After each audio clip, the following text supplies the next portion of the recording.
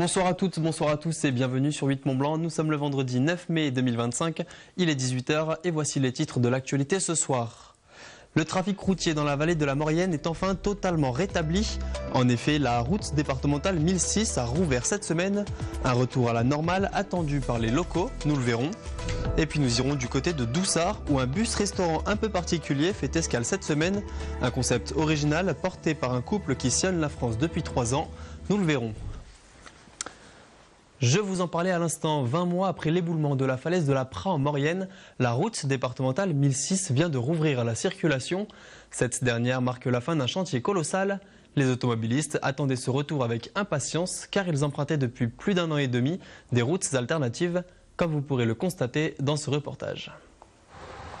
Quelques semaines après la réouverture de la ligne Paris-Milan sous la falaise de la Pras, c'est au tour des voitures de pouvoir réinvestir la route départementale 1006 en aval. Les blocs massifs de roches avaient enseveli la route. Ces derniers ont dû être purgés et retirés avant de pouvoir refaire la chaussée. Il y a le merlon de protection qui est au-dessus de la voie ferrée qui est à côté de nous. Ce merlon était plein, les blocs ont débordé. Donc là, devant nous, la route est toute propre. Mais il y a encore l'espace de 2 mois, on avait des blocs qui faisaient 5, 6, 10 mètres de haut. Et on avait des blocs le plus gros, 70 mètres cubes. Voilà. C'est effectivement une question qu'on se posait. Il y a des murs à l'aval de la route qui soutiennent l'eau parce qu'on a un arc qui est juste à côté.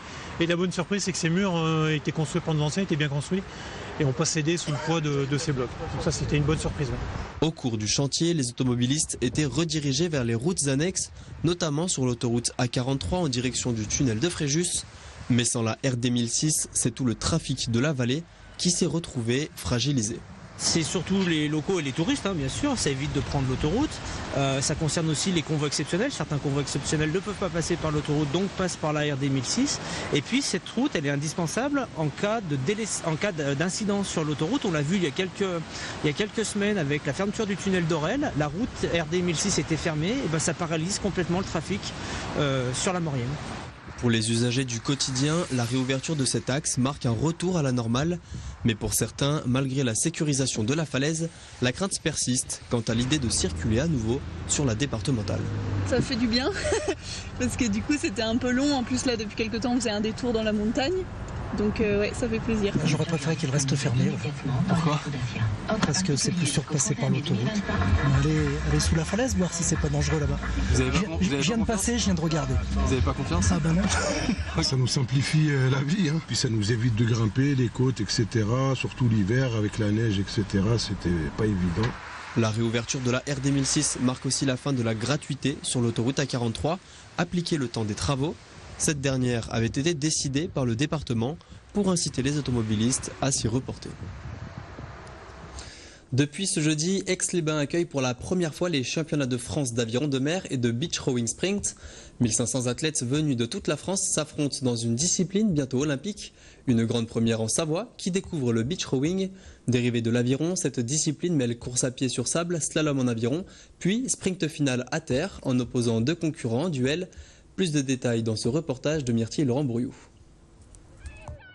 C'est une scène peu commune pour le lac du Bourget.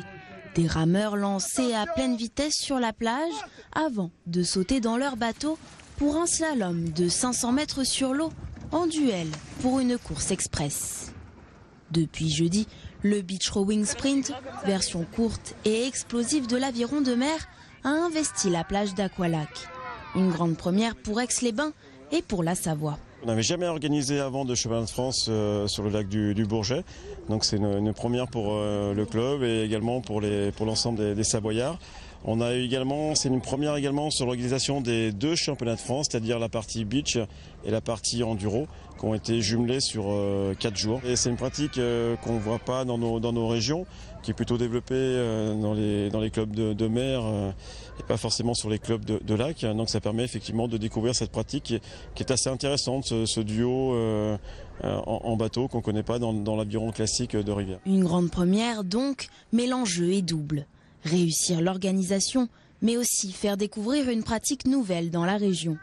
Car si la Savoie est historiquement tournée vers l'aviron de rivière, la discipline mer prend de l'ampleur, surtout depuis son inscription au programme olympique des JO 2028 à Los Angeles. Moi je reste persuadé que l'aviron de mer est un des meilleurs vecteurs de développement de l'aviron pour son ensemble. Souhaitons que ça se passe très très bien à Los Angeles et qu'il y ait une continuité après sur les Jeux, que ce soit dans la discipline du beach ou du coastal, c'est-à-dire l'endurance. On a de l'endurance d'un côté à 6 km, on ne pratique pas tout à fait à la même cadence. Là, c'est vraiment tonique, mais c'est un côté aussi fun. Et effectivement, les jeunes accrochent beaucoup sur le beach. Des formats courts et un enchaînement rapide de courses à un rythme soutenu. 640 équipages engagés, 1500 rameurs attendus d'ici la fin du week-end. Un record de participation et certains découvrent même la discipline. Assez physique et assez impressionnante pour le public parce qu'il y a quand même une transition entre le bateau et le sprint, donc c'est vraiment sympa. Alors pour moi, c'est une grosse partie de plaisir parce que c'est une de mes premières expériences, donc c'est vraiment de la découverte. L'objectif, c'est vraiment de se faire plaisir et de découvrir une nouvelle discipline qui change de l'aviron de rivière. Découverte pour certains, objectif tricolore pour d'autres. Ces championnats sont aussi une étape sur la route des sélections pour l'équipe de France. Ce week-end, place à l'enduro, une autre facette de l'aviron de mer, toujours dans le même décor et à suivre gratuitement depuis la plage d'Aqualac. Toujours en sport, mais du côté des sommets, la Fédération internationale de ski a annoncé ce jeudi le calendrier provisoire de la Coupe du Monde 2025-2026. 4 épreuves se dérouleront en France. Val d'Isère accueillera le traditionnel critérium de la première neige avec un slalom et un slalom géant le week-end du 13 décembre, avant d'accueillir les épreuves de vitesse femme le week-end suivant. Courchevel sera aussi de la partie avec 2 Coupes du Monde, un slalom femme le 16 décembre, puis le week-end du 13 mars 2026, une descente et un super G homme sur la piste de l'Éclipse.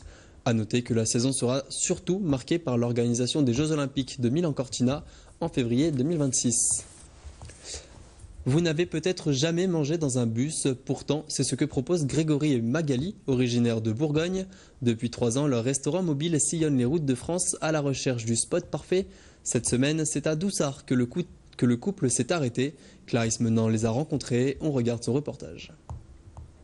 Pour ses clients, ce n'est pas un restaurant comme les autres. Ici, pas de repas dans une salle, mais dans un bus aménagé. Un concept lancé par Grégory et Magali depuis maintenant 3 ans.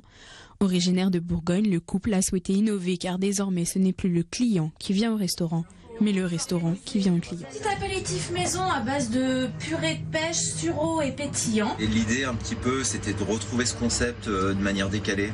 C'est de se dire, nous on est un restaurant gourmand, mais on n'est jamais au même endroit tout le temps. Donc c'est un petit peu original et puis on est unique parce que on va là où la gourmandise nous amène, où les clients veulent nous retrouver, quoi. Donc on choisit des endroits très spécifiques avec une vue, un panorama, un cadre. Pour le menu, 2 formules sont proposées, une de 4 plats et une de 5 plats. Foie gras maison, suprême de pintade aux écrevisses ou encore riz au lait de fraises. Voici ce que l'on peut retrouver à la carte de ce restaurant atypique. Mais le dos de cabillaud sauce morille du chef reste une valeur sûre. Mes poissons, je les cuis à basse température chez moi là-bas. Je les cuis à basse température, comme ça ils sont pochés, j'arrive à les garder 14 jours. Ça me fait des cuissons basse température comme ça. Dans les règles de l'art, à 53 degrés, où le poisson il est juste poché et comme ça permet de le conserver. On est sur du produit frais. La cuisine de Grégory allie modernité, simplicité, le tout sous fond de gourmandise. Après découverte et dégustation, les clients sont repus et repartent unanimes sur la cuisine goûtée. Alors c'est ma femme sur Facebook qui a connu cet endroit et atypique, formidable. Et après la cuisine, alors très fine et excellente.